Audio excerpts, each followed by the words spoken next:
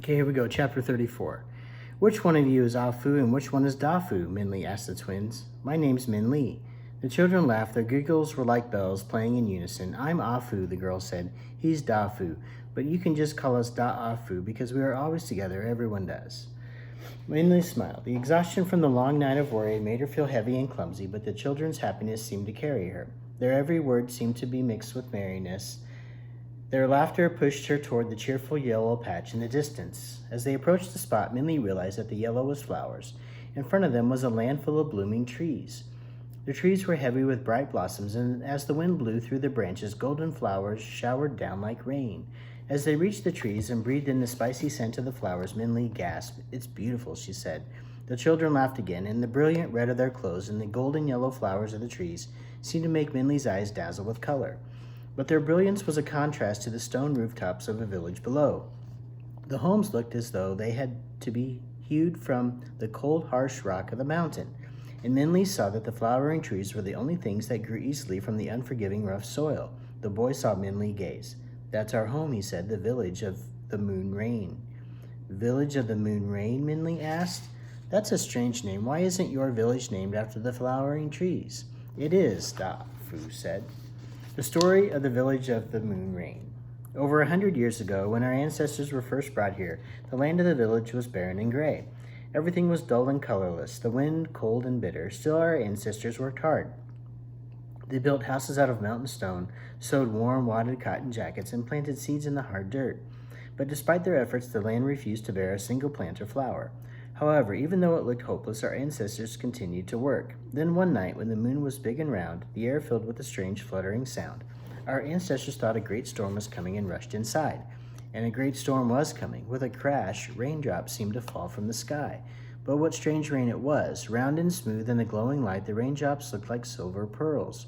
When they touched the ground, they disappeared. It's raining pearls, our ancestors said to each other, jewels from the moon. And they rushed out with baskets and bags, catching what they could from the strange storm. Magically, when the raindrops were caught, they didn't disappear, and soon their baskets and bags were full. But in the morning, our ancestors saw that the drops were not pearls or jewels. In the sunlight, they saw that they were really seeds, but no one knew what kind of seeds they were. Curious, they planted them in the hard earth. And when the moon rose again that night, the strange rain fell again as well. This time, our ancestors were not fooled and just watched the drops disappear into the ground, but in the morning the planted seeds were sprouting as if watered by a magic brew. So night after night the seed rain fell from the sky, and as daylight broke over the land, the seedlings grew higher. Soon they grew into beautiful silver trees with golden flowers. They were so beautiful, our ancestors planted more and more seeds, and soon the whole village was blooming with hundreds and hundreds of flowering trees. And since then our home has been called the village of the moon rain. We plant new seeds every day, and every night the moon rain falls, and every morning a new seedling sprouts. Maybe in another 100 years, all this stony land will be covered with trees, and the mountain will be as golden as the moon. So these seeds rain from the sky every night, Minli asked. Well, every night there is a moon, the girl said. That is why we call it moon rain. And you don't know why, Minli asked? Even though she was tired, she could not help being curious. Both children shook their heads, and before Minli could ask more questions, the boy pointed. Minli followed his hand and saw crimson gate doors painted with a cheerful greeting. We're here, he cried. Come on, we're home. Chapter 35. After the great storm, Ma and Ba worried that vast damage had been done to the village, and when the sun shone in the morning, the village looked as if it were in ruins. Large tree branches had fallen, and a clutter of leaves and roof tiles and dust and dirt littered the ground. Yet when the villagers began to clean, they saw the storm had not harmed them as much as they had feared. At least no homes were destroyed, the villagers said to each other, and we know everyone is safe. Well, everyone except for Minli, they added silently. Ma and Ba said nothing when their neighbors paused awkwardly. They helped pick up the broken branches, swept broken bits of pottery and tiles from the street, and nailed shutters. At night, they quietly sat together at the table with the goldfish. Though Ma had heard nothing, Ba remembered the fish's words about the fear in the wind. It filled him with worry, and he waited for the fish to speak again. However, it remained oddly silent. Finally, when Ma was busy helping a neighbor, Ba tried to question the fish. During the storm, you said there was a fear in the wind, Ba said to the fish. Whose fear was it? Was it Minli's? Was she afraid of something? The fish stared at Ba with its round eyes and made no sound. Please tell me, Ba said, his hands around the bowl. The fish swam noiselessly in the water. Ba was puzzled. Had the fish stopped speaking, or was he now unable to understand? Or perhaps the fish had never spoken and it had all been his imagination. Bob placed his ear close to the water. Was that faint bubbling a whisper? He strained closer, his ear beginning to dip into the water. What are you doing? Ma asked as she came into the room. Bob jerked up, his ear dripping with water. Nothing, he said sheepishly. Were you cleaning your ear in the fishbowl? Mom said, slightly appalled. Not exactly, Bob said awkwardly. A cross look streaked across Ma's face, but as she looked at Bob, rubbing his ear shamefacedly, she did something she hadn't done in years. She laughed. You look so silly. If Minley were here now, Ma said, she would laugh at you. Yes, she would, Boss said, and he began to laugh too. She would laugh until she cried. Their laughter intertwined, but when they looked at each other, they could see the tears forming were not from joy. Chapter 36. Minley was so tired that she could barely remember what had happened when she entered the village. She hardly remembered the clamor of people gathering around them as the loud cheers as Da'afu told about the destruction of the green tiger, and she vaguely remembered the big soft hug of an elderly woman who pushed her inside a welcoming house. But she did remember the cozy, lovely feeling of falling into bed, like holding a warm, steamed bun on an icy day, and then Minley closed her eyes and slept. When she woke up, 3 round faces peered above her like plump peaches. They were Dafu, Afu, and Ama, their grandmother. Each of the children dressed in their red wadded cotton outfits. The rip in Dafu's pants was now patched, and little movable stoves with them. With the heaters and all of them crowded in the room, Minley felt as if she were in a warm oven of kindness. She smiled. Good morning, Ama said. The children giggled. Good night, Dafu said. You slept the whole day. Pretty soon it will be time to go to bed again. Now, Da'afu, don't tease the girl, Ama said. Obviously, she was very tired. Here, Minley, drink this. Ama poured some tea from a pot and handed Minley a cup. Minley sipped it gratefully. The steaming liquid slipped down her throat smoothly and seemed to fill every part of her with a fresh energy. She took another sip of tea and breathed in the tangy fragrance, which smelled familiar. This is nice tea, Minley said. Thank you. It's not tea, Afu said. It's the medicine that cures the tiger's poison. It is tea as well, Ama said. It is good whether you have been touched by the green tiger or not. Minley stopped drinking. Is there enough of this for the dragon? Minley asked, remembering how Agong had asked them to bring more medicine. Maybe we should take this to him. Da'afu laughed again. Don't worry, they said. We have a lot of it. It's made from the leaves of the flowering trees. And Da'afu already brought a large pot to your dragon friend, Ama said, her wrinkled face looking kindly at Minley. Yes, Afu said, your dragon is doing fine. He and Agong were talking to each other when I brought the pot, and even said thank you for saving him from the green tiger's poison. Minley sat back relieved and cheered by their words. What was the green tiger? Da'afu said something about a magistrate, she said. And how did you know this tea cured the tiger's poison? We found that out by accident, Ama said. The story of the green tiger and the tea.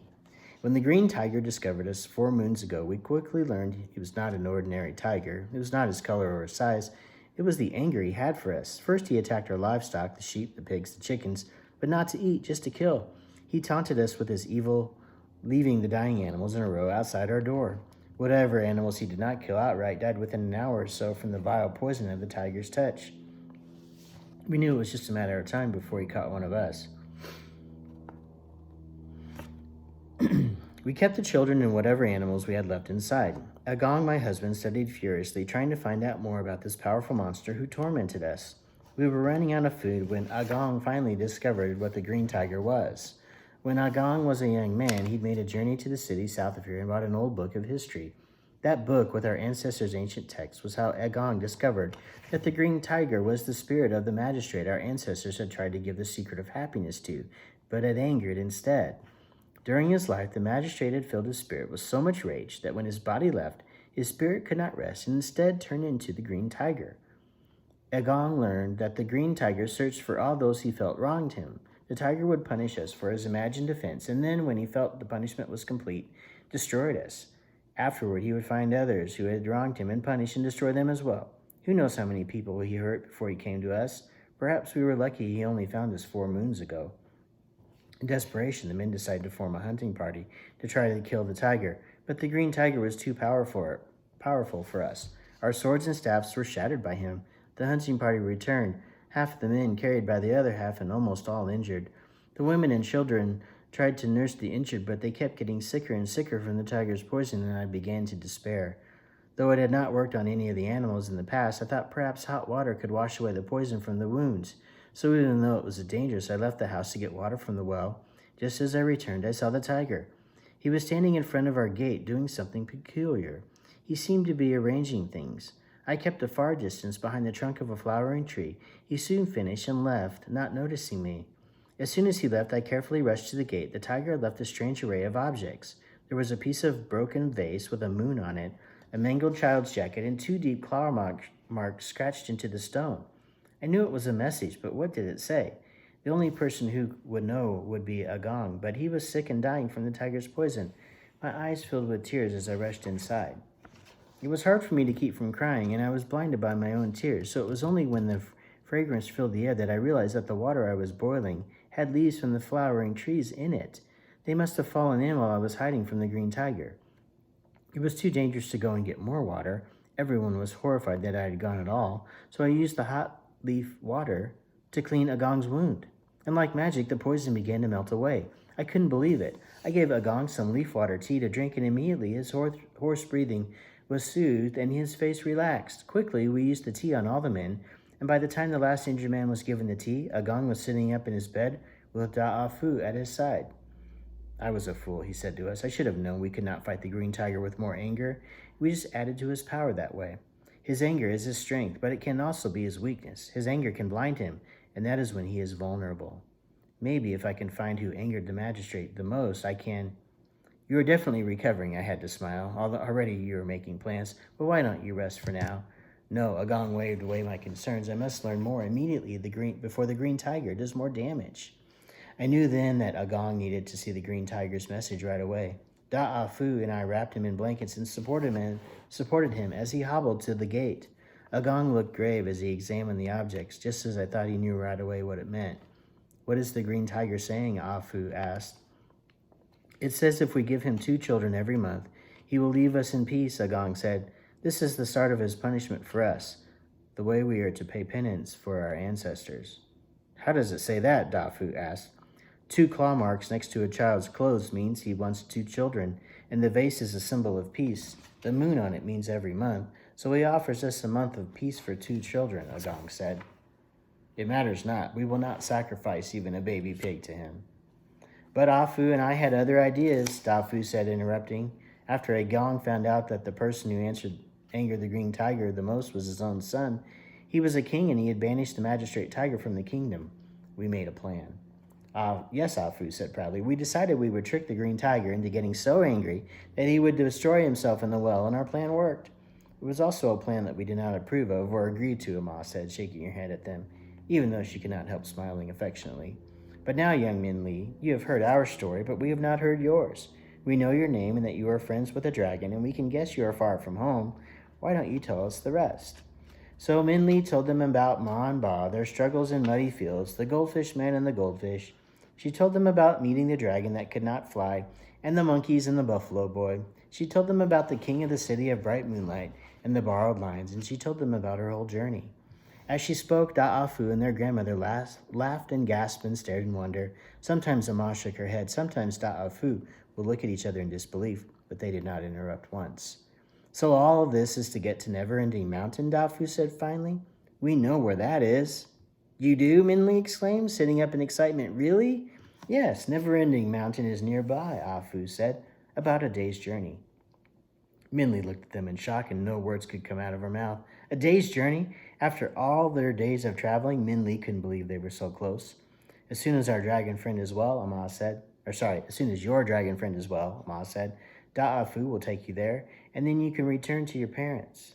Min Li smiled gratefully, but as she looked at their comfortable round pink faces, how both Afu and Da'afu leaned against their grandmother with devotion, and how she rested her hands on their heads with tenderness, Min Li suddenly thought of Ma and Ba.